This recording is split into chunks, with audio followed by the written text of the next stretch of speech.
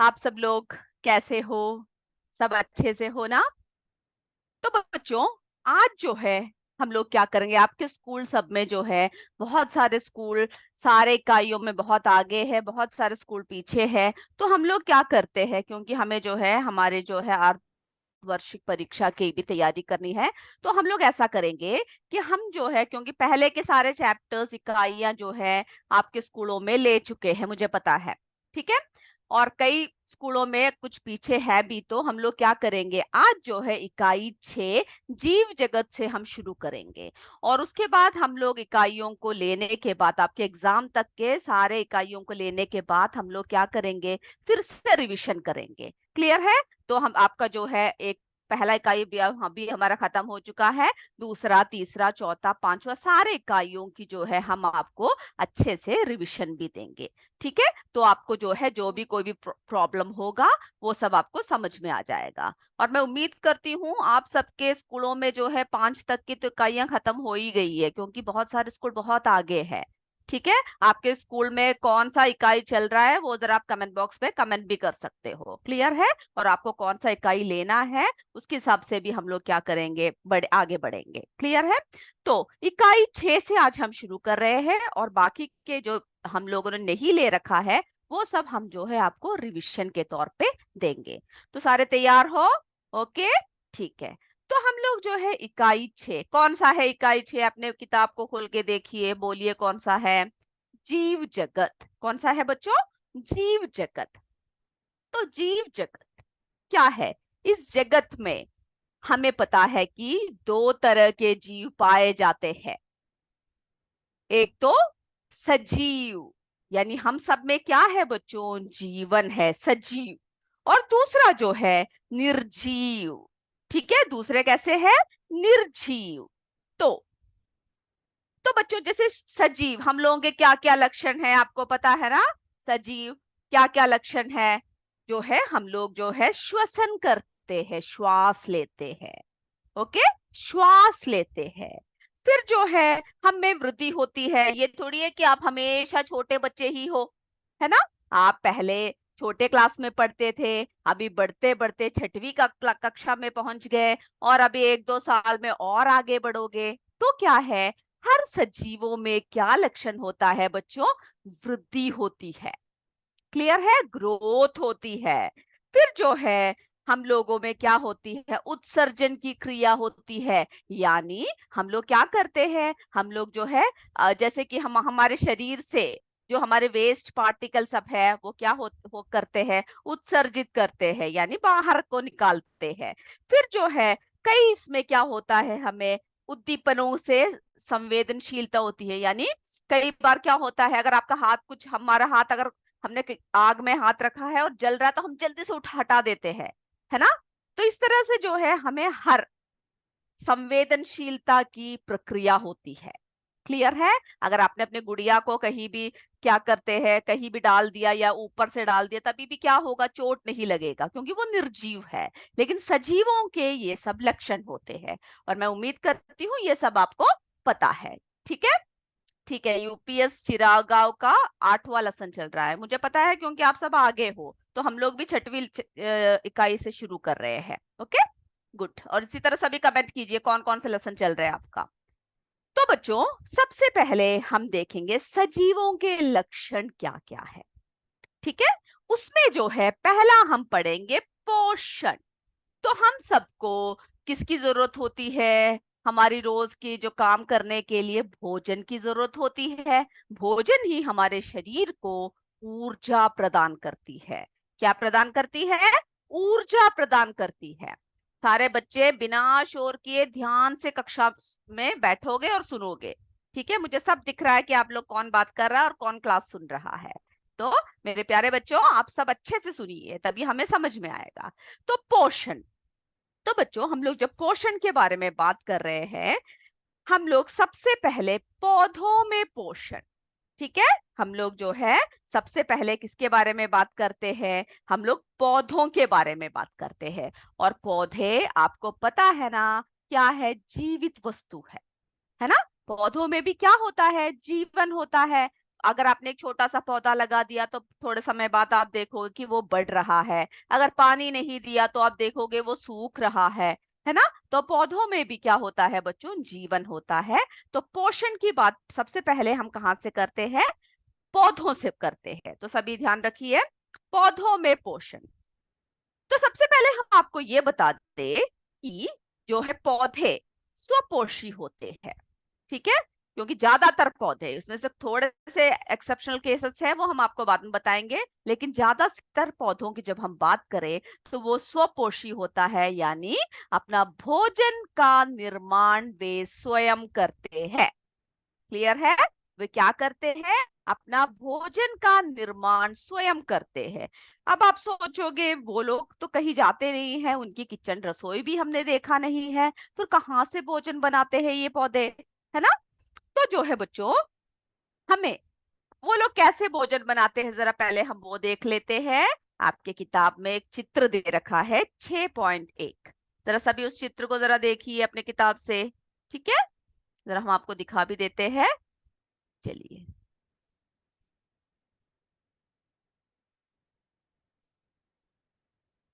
देखिए ये इसमें इतना क्लियर नहीं है, लेकिन आपकी किताब में क्लियर से दे रखा है। तो देखिए पौधों को क्या बनाने के लिए, भोजन बनाने के लिए किन किन चीजों की जरूरत होती है, ठीक है।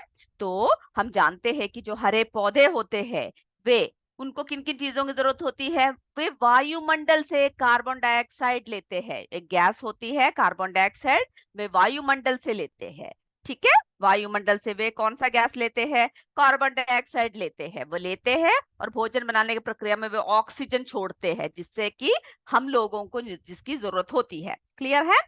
फिर जो है मिट्टी से वे क्या लेते हैं, पौधे जल लेते हैं, पानी लेते हैं, और सूर्य के प्रकाश से वे सौर ऊर्जा लेती है। सूर्य के प्रकाश से वे क्या लेते हैं, सौर ऊर्जा लेते हैं, ठीक है। ये जिसको जो है हम लोग क्या कहते हैं, प्रकाश संश्लेषण, ये जो इनकी प्रक्रिया है इसको हम लोग प्रकाश संश्लेषण कहते हैं। इंग्लिश में, अंग्रेजी में क्या कहते हैं बच्चों, फोटोसिंथेसिस। क्लियर है।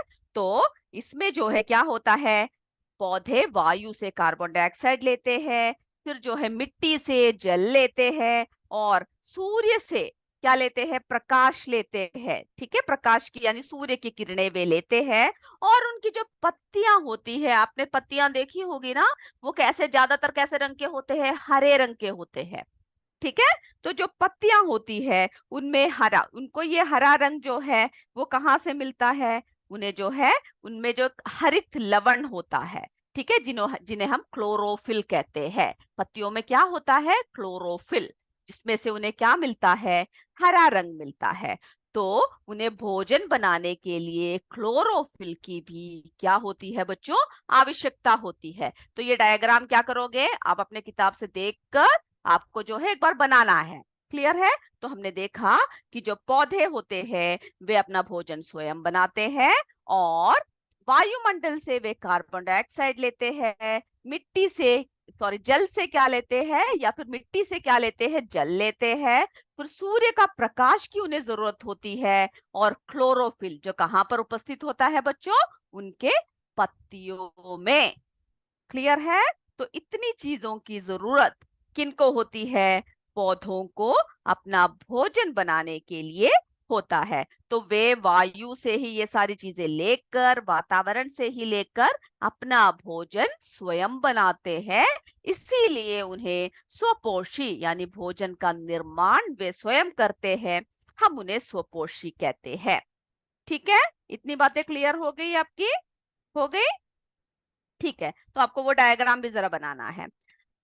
अब जो है फिर क्या करते हैं, वो जो भोजन बनाते हैं, ठीक है, भोजन जो बनाते हैं स्वयं बनाते हैं, बने हुए इस भोजन को पौधे फूल में, फल में, बीज में, जड़ में आदि क्या करते हैं, संग्रहित करके रखते हैं। और जब जरूरत होती है तो वो वहां से वे इसका इस्तेमाल करते हैं। और जो पौधों का रसोई कहाँ पर होते हैं बच्चों, उनकी पत्तियों में होती है, पत्ते। ठीक है। तो पत्ते, पत्तियों में कौन सा रंग हमने बताया, क्लोरोफिल होता है। ठीक है। तो पत्तियों में जो हरा रंग होता है उसे क्लोरोफिल कहते हैं, और उनकी जो खा भोजन जो बनता है वो उनके पत्तियों में बनता है, पत्तों में बनता है। क्लियर है। अब हम बच्चों क्या देखेंगे, हमने पौधों में पोषण देखा, यानी पौधे अपना भोजन जो है किस तरह से बनाते हैं। क्लियर है। अब हम देखते हैं जंतुओं में पोषण। हम लोग क्या देखेंगे, जंतुओं में पोषण। और ये जो पौधे जो भोजन बनाते हैं इस प्रोसेस को क्या कहते हैं, प्रकाश संश्लेषण कहते हैं, और जो अंग्रेजी में उसे क्या कहते हैं, फोटोसिंथेसिस। ठीक है, फोटोसिंथेसिस इसमें कहते हैं, अंग्रेजी में इसको फोटोसिंथेसिस, और हिंदी में हम लोग क्या कहते हैं बच्चों, प्रकाश संश्लेषण। Okay, very good. तो पता लग गया ना आपको। ओके, चलिए, कहीं किसी स्कूल में मॉर्निंग में क्या है, छठवां लेसन चल रहा है। Okay, good. हम लोग जो है सारे लेसन, कोई भी घबराने की जरूरत नहीं है, सारे लेसनों की हम रिवीजन करेंगे। ओके, ठीक है। अब हम क्या देखते हैं बच्चों, हमने पौधों में देखा, पोषण देखा ना। अब हमें हमें जो है किसमें देख, किन में देखना है, जंतुओं में पोषण देखना है। ओके, जंतुओं में पोषण, जंतुओं, जंतुओं में क्या देख रहे हैं हम लोग, पोषण, जंतुओं में पोषण। तो जंतुओं में जब हम पोषण की बात करेंगे तो हमें पता है कि जो है कुछ जंतुए क्या होते हैं, कुछ जंतुए शाकाहारी होते हैं, है ना। शाकाहारी यानी क्या खाते हैं, घास फूस खाते हैं, वेजिटेबल्स। ठीक है, शाकाहारी होते हैं। और कुछ जंतुए कैसे होते हैं, मांसाहारी होते हैं, मांसाहारी, है ना। वे लोग क्या खाते हैं, ज्यादातर जो है मांस खाते हैं। और कुछ जो है सर्वहारी, यानी जो मनुष्य, सब हम लोग क्या करते हैं, हम लोग जो है सब्जियां भी खाते हैं, और जो है मांस मछली यानी जो है नॉन वेज भी खाते हैं। तो जब हम जंतुओं में पोषण की बात करेंगे तब क्या होगा, हमारा जो है क्या है, शाकाहारी, मांसाहारी, सर्वाहारी, तीन तरह के हम लोग क्या देखेंगे, तीन तरह के उनकी विभाजन देखेंगे। ओके, तो आप सबको उदाहरण पता होंगे कि कौन कौन से जो है शाकाहारी है, कौन कौन से क्या है मांसाहारी है, और कौन कौन से जो है सर्वाहारी है। ठीक है, ये देखिए, शाकाहारी यानी जो वेजिटेरियंस होते हैं, जो क्या खाते हैं, यानी हर्बीवोर्स भी बोलते हैं, वे जो है क्या खाते हैं, सिर्फ जैसे कि आपने गाय भैंस बकरी ये सबको देखा होगा ना, खरगोश हाथी, ये सब क्या खाते हैं, ये सब जो है घास फूस यानी पेड़ पौधे खाते हैं। फिर जो है मांसाहारी, जैसे कि शेर हुआ, है ना, चीता हुआ, मगरमच्छ हुआ, सांप हुआ, ये सब क्या खाते हैं, मांस खाते हैं। तो ये नॉन वेजिटेरियन होते हैं, मांसाहारी होते हैं। ठीक है।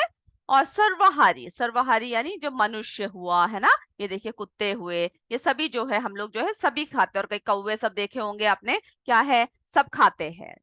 ठीक है, धान्य यानी धान्य भी खाते हैं, वेजिटेबल्स यानी सब्जियां भी खाते हैं, और उसके साथ ही मांस भी खाते हैं। तो जब हम लोग मनुष्यों की या फिर जंतुओं के पोषण के बारे में बात करेंगे तो क्या कहेंगे, हम लोग इन्हें तीन ग्रुप में हम लोग इन्हें बांट सकते हैं।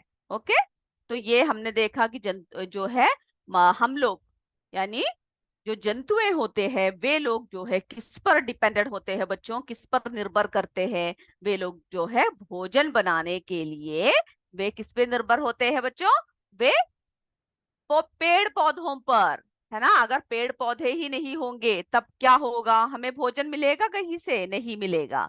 तो हम सब जो है पेड़ पौधों पर निर्भर होते हैं। अब जो है हम लोग जब जंतुओं के बारे में बात कर रहे हैं तो उनकी एक एक विशेषताओं के बारे में हम लोग बात करते हैं कि क्या क्या होता है।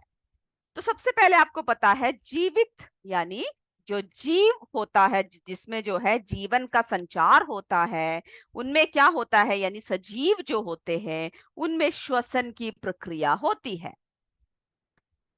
क्योंकि हम लोग सब क्या लेते हैं, श्वास लेते हैं। ठीक है, तो उनमें क्या होती है, श्वसन की प्रक्रिया होती है। जैसे कि आपने देखा पौधों को किसकी जरूरत होती है, पौधों को जो है कार्बन डाइऑक्साइड की जरूरत होती है, वे ऑक्सीजन छोड़ते हैं। जो ऑक्सीजन वे छोड़ते हैं वे क्या करते हैं, हम लोग जो है हम लोग ऑक्सीजन लेते हैं और कार्बन डाइऑक्साइड छोड़ते हैं, है ना। तो बच्चों, श्वसन, इस क्रिया में सभी जीव क्या करते हैं, जो जीव यानी हम लोग क्या करते हैं, ऑक्सीजन गैस ग्रहण करते हैं। कौन सा गैस ग्रहण करते हैं, ऑक्सीजन गैस। ठीक है, ऑक्सीजन गैस ग्रहण करते हैं। ओके, ऑक्सीजन गैस ग्रहण करते हैं। और मनुष्य क्या करते हैं, हम लोग कौन से गैस को बाहर छोड़ते हैं, ऑक्सीजन को लेकर हम लोग जो है कार्बन डाइऑक्साइड को यानी कार्बन डाइऑक्साइड गैस को छोड़ते हैं। आप जब श्वास लेते होंगे तो आप देखते होंगे ना कि जब खींच रहे हो अंदर को श्वास, क्या कर रहे हो, अंदर श्वास खींच रहे हो, उसके बाद फिर आप क्या कर रहे हो, बाहर को छोड़ रहे हो। तो हम लोग क्या करते हैं, ऑक्सीजन लेकर कार्बन डाइऑक्साइड जो गैस है उसको हम लोग क्या करते हैं, छोड़ते हैं। क्लियर है, कार्बन डाइऑक्साइड गैस जो है हम लोग छोड़ते हैं। तो श्वसन, श्वसन प्रक्रिया के बारे में हम अभी चर्चा कर रहे हैं। इसमें जो हो ऑक्सीजन गैस ग्रहण करते हैं, कार्बन डाइऑक्साइड गैस छोड़ते हैं। और श्वास लेने पर वायु के साथ ऑक्सीजन गैस शरीर के अंदर, अब जो है हमने सिर्फ नाक से खींच लिया तभी हमारी क्या नहीं पूरा हुआ, हमारे श्वसन क्रिया पूरा नहीं होता है।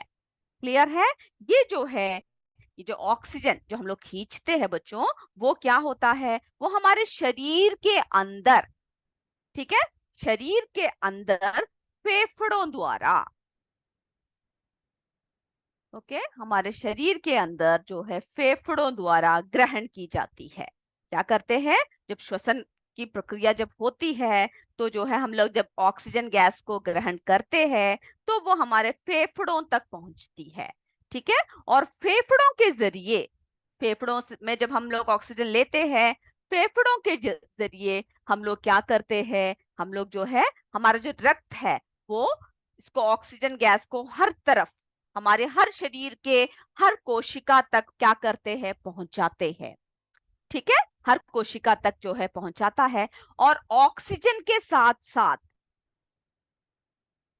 क्या क्या करते हैं, ऑक्सीजन गैस के साथ साथ हम लोग जो भोजन ग्रहण करते हैं, हम लोग क्या करते हैं बच्चों, जो भोजन ग्रहण करते हैं ना, तो ऑक्सीजन गैस के साथ साथ जो है हमारे शरीर में जो क्या होता है, जो भोजन भोजन का जो ग्रहण करते हैं हम लोग, वो भी क्या होता है, उसका भी संचरण होता है। ठीक है, तो जो है हमारी हर कोशिका तक सबसे पहले ऑक्सीजन पहुंचता है, सबसे पहले क्या पहुंचता है बच्चों, हमारे हर कोशिका तक जो है ऑक्सीजन गैस पहुंचता है। और जो बचा हुआ भोजन होता है, ठीक है, भोजन, भोजन भी क्या है, जब आपको पता है कि हम लोग जब खाते हैं तो शरीर के अंदर बहुत सारे प्रोसेस होते हैं। क्लियर है, बहुत सारे प्रोसेस होते हैं और उसी वजह से क्या होता है, उसकी वजह से हम लोगों के शरीर में जो जब डाइजेशन सब होता है तो रक्त जो है हर तरफ को हमारे शरीर में ऊर्जा के रूप में वे पहुंचाते हैं। तो रक्त का जो है बहुत बड़ा कार्य हमारे शरीर में है।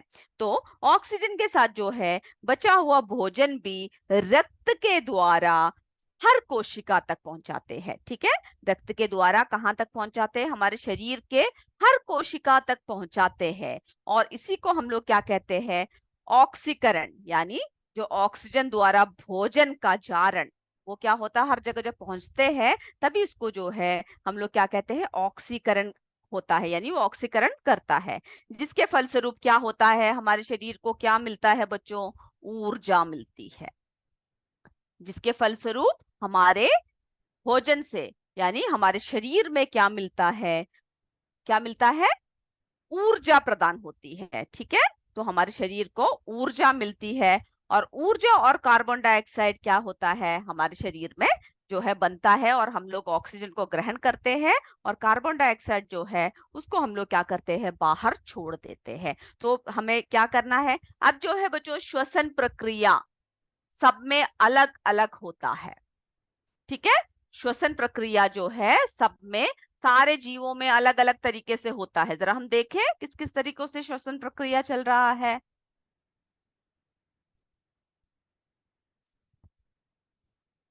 ये देखिए सब में जो है, अब जो है मछलियां, मछलियों की अगर हम बात करें तो मछलियों में क्या होता है, श्वसन की जो प्रक्रिया होता है, उनकी जो गलफड़े यानी जो इनके गिल्स होता है वहां से होता है। जो मेंढक जो है श्वास लेती है, कहाँ से होता है, उनकी त्वचा से, यानी जब वो पानी में रहते हैं तो वो अपने त्वचा यानी स्किन से लेते हैं, और जब धरती पे रहते हैं तो वे अपने फेफड़ों द्वारा क्या करते हैं, श्वास लेते हैं। और देखिए मनुष्य, देखिए मनुष्य में भी क्या है, मनुष्य में भी क्या हो रहा है, वे अपने फेफड़ों द्वारा यानी लंग्स के द्वारा श्वास लेते हैं। ठीक है। अब ये देखिए, ये जो अर्थवर्म जो है, केंचुए, ये लोग कैसे श्वास लेते हैं, अपनी स्किन से यानी त्वचा से। ठीक है। और जो पेड़ पौधे होते हैं वे कहाँ से अपना श्वास लेते हैं, रंध्र यानी उनके पत्तों के नीचे छोटे छोटे छिद्र होते हैं, ये हम आपको दिखाएंगे। ठीक है। तो उसके द्वारा वो क्या करते हैं, वे लोग, वे जो है अपना श्वास लेते हैं। तो हमने क्या देखा, सब में जो है श्वास लेने की भिन्न भिन्न प्राणियों में श्वसन अलग अलग तरीकों से होता है। ठीक है। मनुष्य में फेफड़ों द्वारा होता है, ये आप लिख के रखोगे, किताब से देखोगे और इसको क्या करोगे, आप इसको लिखोगे। ठीक है। तो मनुष्य में कैसा होता है, उनके फेफड़ों द्वारा होता है। क्लियर है। जो जो आपकी किताब में दे रखा है सिर्फ वही लिखना काफी है आपको। तो जो है मनुष्य में फेफड़ों द्वारा, मछली में जो है उनके गलफेड़ों द्वारा होता है यानी गिल्स द्वारा होता है, और पानी में जब मेंढक रहते हैं तब जो है उनकी त्वचा, त्वचा से वे श्वास लेते हैं, और जब जमीन पे रहते हैं तब फेफड़ों द्वारा श्वास लेते हैं। ठीक है। और पौधों में जो है उनके पत्तों के नीचे छोटे छोटे छिद्र होते हैं, जिन्हें हम प्रणरंध्र कहते हैं। तो रंध्रों से वे क्या लेते हैं, वे श्वास श्वास लेते हैं। ओके। तो इस तरह से जो है हमने क्या देखा कि सब में श्वास लेने की, श्वसन की प्रक्रियाएं अलग अलग होती है। अब हमने श्वसन के बारे में देख लिया ना। अब हम लोग क्या करेंगे, उत्सर्जन। कई लोग मैसेज कर रहे हैं कि लाइट की प्रॉब्लम है, लाइट नहीं है, बच्चों को देखने में मुश्किल हो रहा है। कोई बात नहीं, हम लोग जो है किसी भी तरह एडजस्ट करके क्या करते हैं, क्लास देखते हैं। उसके बाद जो है लाइव क्लासेस सब होंगे आपके हाथ में, तो आप लोग जो है जब भी समय मिले तो आप बच्चों को दिखा दीजिएगा। ठीक है। तो आपको जो है कोई प्रॉब्लम नहीं होगी। ठीक है। तो अगला, अब हमने श्वसन देख लिया ना। अब जो है हम दूसरा जो देख रहे हैं, उत्सर्जन।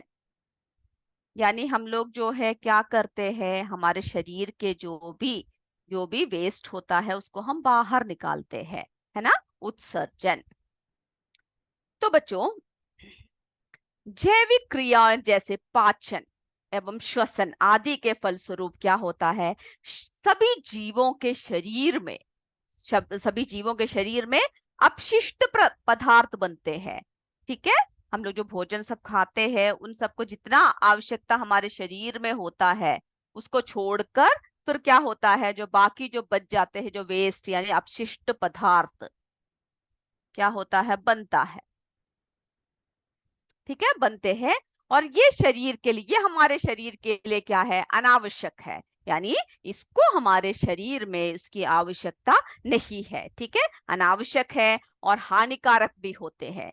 तो इन अपशिष्ट पदार्थों को शरीर से बाहर निकालने की क्रिया, ठीक है, इन अपशिष्ट पदार्थों को हम लोग क्या करते हैं, अपशिष्ट पदार्थों को क्या करते हैं, बाहर निकालने की क्रिया।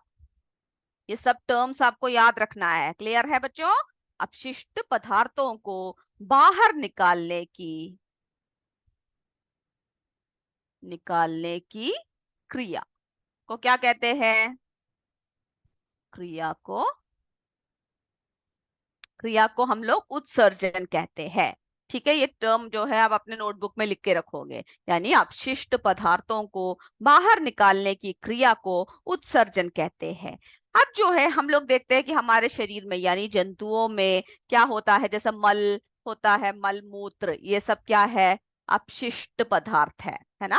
जैसे कि आपसे कहा जाता है कि अच्छे से पानी पीना है, बहुत अच्छे से पानी पीना है, और जो है मूत्र विसर्जन करना है, नहीं तो क्या होगा, हमें जो है बहुत सारी बीमारियां हो सकती है ना। और उसी तरह से जो है मल विसर्जन भी क्या है, हमें करना चाहिए, यानी हमें अच्छे से भोजन करना चाहिए, तभी हमारे शरीर में ये सारी प्रक्रिया ठीक से चलेगी और हमें जो है एक कैसे शरीर मिलेगा, एक अच्छा, है ना, एक अच्छा शरीर हमारे लिए मिलने के लिए हमें क्या करना चाहिए, भोजन और पानी अच्छे से पीना चाहिए। और जो है अपशिष्ट पदार्थों को हमारे शरीर से हमें क्या करना चाहिए, बाहर निकालना चाहिए। और कई बार मल के रूप में, मूत्र के रूप में, आपको पता है ना, पसीना भी बहुत आता है जब गर्मियां सब होते हैं, तब क्या होता है, पसीना, यानी हमारे शरीर में जो पानी है वो सब क्या है, पसीना, यानी पसीने के रूप में बह जाता है। पसीना तथा कार्बन डाइऑक्साइड गैसें आदि होती है जो हमें क्या करना होता है, बाहर निकालना होता है, यानी मल मूत्र पसीना। और हम लोग ऑक्सीजन लेकर क्या करते हैं, कार्बन डाइऑक्साइड आदि बाहर कर देते हैं, बाहर निकालते हैं। तो बच्चों, जिस तरह से हम लोग मनुष्यों में ये प्रक्रिया होती है, उसी तरह से आपने देखा होगा जो पेड़ पौधे हैं, है ना, सभी जंतुओं में होती है। क्लियर है? सभी जीवित जंतुओं में क्या होता है, उत्सर्जन होता है, यानी अपशिष्ट पदार्थों को बाहर निकालने की एक क्रिया होती है। जैसे कि आपने पेड़ पौधों में भी देखा होगा, कई बार जो है उनकी गोंद या फिर रबर आदि जो है बाहर निकलता है। ठीक है, क्लियर है? तो जो है इस तरह से हम देखेंगे कि सभी जो अपशिष्ट पदार्थ है वो क्या होगा, बाहर निकलता है। ठीक है, तो हमने क्या देखा कि अपशिष्ट, ओके, हमने इसमें अपशिष्ट पदार्थ लिखा है, थैंक यू।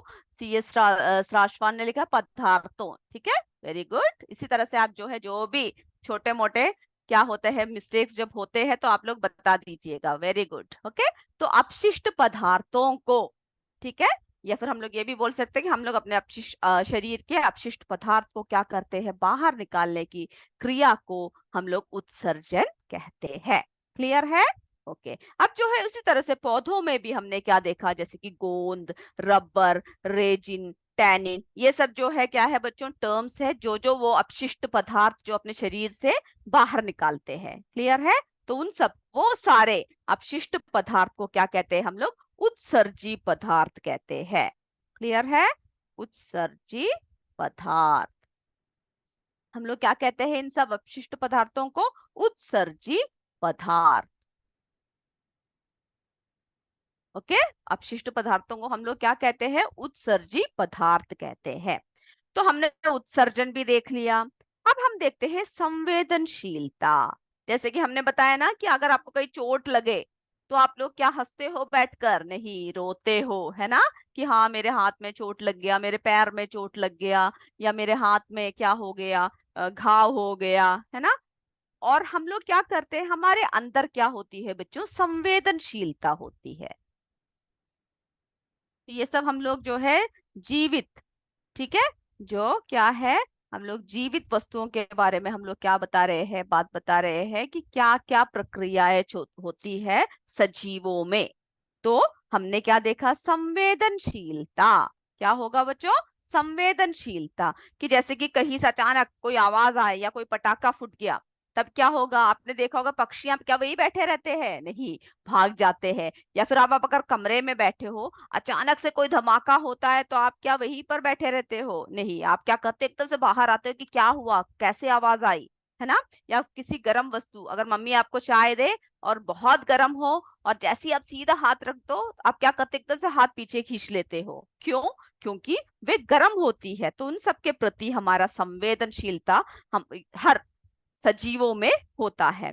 तो और जैसे कि आप देखिए, आपने कभी एक छुई मुई का जो पौधा है, कभी आपने देखा है, कभी बाहर सब निकलो तो क्या है, एक पौधा होता है छुई मुई कर कर, ठीक है, उसको जैसे ही हम लोग छूते हैं, उसको टच मी नॉट कहते हैं, यानी मत छुओ मुझे। जैसे ही हम लोग क्या करते हैं, उस छुई मुई के पौधों में जरा सी आप अपनी उंगली रख दो, तब क्या होता है, वो एकदम से सिकुड़ जाता है। ठीक है, जैसे ही हम लोग जो है छुई मुई का पौधों में हम लोग क्या करते हैं, जैसे हाथ रख ले, या फिर उसे लाजवंती भी कहते हैं, पत्तियों को जैसे स्पर्श करे, तो क्या देखोगे कि पत्तियां जो है झुककर बंद हो जाती है, काफी शर्मा रही है ना लाजवंती। तो इससे क्या होता है, तो जो जो लाजवंती स्पर्श यानी उद्दीपन, यानी हम जो है स्पर्श के प्रति हमारे अंदर क्या होती है, उद्दीपन होता है, उसके प्रति संवेदनशील होते हैं हम लोग। ठीक है, हम लोग देखते हैं कि कई फूल जो है सुबह खिलते हैं, फिर जो है वे मुरझा जाते हैं, है ना। रात की रानी कब खिलती है बच्चों, रात को ही खिलती है कई फूल, और उसके बाद दिन में वे बंद हो जाते हैं, है ना। और जैसे कि सभी जीव, जैसे कि स्पर्श से, यानी प्रकाश हो या फिर कोई ध्वनि हो या कोई विद्युत प्रवाह हो, तो उन सब के प्रति हम लोग क्या रहते हैं, संवेदनशील रहते हैं। ठीक है, हम लोग जो है इन सभी के प्रति हम लोग क्या रहते हैं, संवेदनशील रहते हैं। तो मनुष्य में जो है क्या है, किस किस प्रकार की संवेदनशीलता का अनुभव करते हैं, जैसे कि हम लोग देखते हैं, हर चीज वस्तुओं को हम लोग क्या करते हैं, देखते हैं, स्पर्श करते हैं, गंध महसूस करते हैं, है ना। जैसे कि अगर आपकी मम्मी कोई स्वादिष्ट कुछ भी भोजन कुछ बना रही हो किचन में, आप लोग पढ़ रहे होते हैं लेकिन आपके नाक में खुशबू आ जाती है और आप लोग दौड़ते हो किचन की तरफ, रसोई की तरफ, कि मम्मी क्या बन रहा है, गरम गरम पकोड़े बन रहा है या समोसे बन रहा है, जिलेबी बन रहा है ना। तो हम लोगों को क्या होता है बच्चों, हमें जो है संवेदनशीलता का अनुभव कर सकते हैं, जैसे कि देख सकते हैं हम लोग, सुन सकते हैं, स्पर्श कर सकते हैं, गंध हमें महसूस होती है ना, स्वाद हम चख सकते हैं, सभी चीजों को हम लोग क्या करते हैं, अनुभव कर सकते हैं। अब जो है, तो हमने अभी यहाँ तक पढ़ा संवेदनशीलता तक। अगली कक्षा में हम जो है वृद्धि और प्रजनन सभी के बारे में पढ़ेंगे, और आपसे मैं ये बताती हूँ, बोल रही हूँ कि आप लोग क्या करोगे, हमारे क्लास में आने से पहले पढ़कर आओगे चैप्टर को एक बार, ठीक है, इकाई को जो है एक बार पढ़कर आओगे, तभी क्या होगा, तभी आपको जो है अच्छे से समझ में आएगा। और मैं उम्मीद करती हूँ आज जो हमने क्लास लिया है वो आप सबको अच्छे से समझ में आया है, अगर आप ध्यान से बैठ के सुन रहे हो तो आया है ना। ओके, सब अच्छे से इस तरह सुनना है, अगली बार हम इसमें से आपका क्या करेंगे, छोटी सी परीक्षा लेंगे। क्लियर है, तो सब बच्चे जो है अच्छे से बैठोगे, अच्छे से सुनोगे, और जिन लोगों के स्कूल में लाइट की प्रॉब्लम चल रहा है उन सबको जो है फोन द्वारा, मोबाइल सबसे जो क्लास दिखा रहे हो, उन सबके लिए आप सबको बहुत धन्यवाद, क्योंकि आप लोगों को कक्षा दिखाने के लिए, क्लास दिखाने के लिए सारे लोग बहुत मेहनत कर रहे हैं, ताकि आप किसी भी तरह पढ़कर आगे बढ़ सको। ठीक है बच्चों, तो इसी तरह मेरे बच्चों अच्छे से पढ़ते रहना, होशियार होकर आगे बढ़ते रहना। तब तक अगली कक्षा में हम फिर मिलेंगे, तब तक जय हिंद, जय विद्या शक्ति। धन्यवाद मेरे बच्चों।